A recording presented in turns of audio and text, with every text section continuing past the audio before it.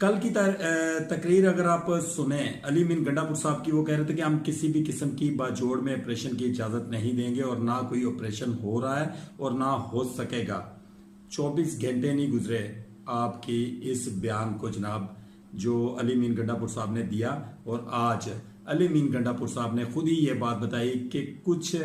इलाकों में बाजोड़ के हम लोगों ने ऑपरेशन की इजाज़त दी है। वहाँ से बड़ी तादाद में नकल मकानी भी हो रही है, लोग अपने घर बार छोड़कर जा रहे हैं। अगर आप लोग ऑपरेशन